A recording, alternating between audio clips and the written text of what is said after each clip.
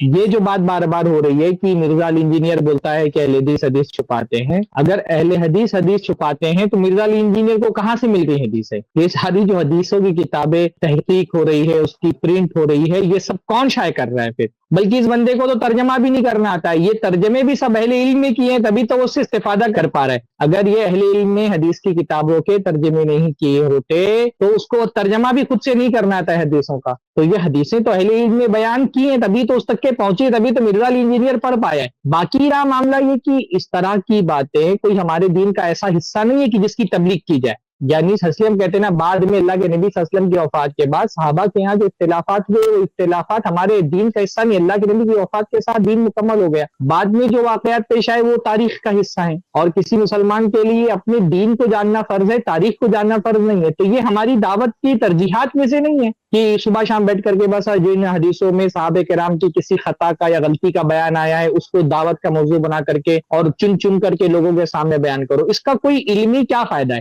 مطلب صحابہ کی غلطیاں ڈھونڈ ڈھونڈ کر کے نکال کے بیان کرنے سے کیا فائدہ ہونے والا ہے؟ کیا اس سے لوگوں کے علم میں اضافہ ہوگا، ایمان بڑھے گا، معرفت بڑھے گی، یا صحابہ کے بارے میں بدظنی لوگوں کے دلوں میں پیدا ہوگی؟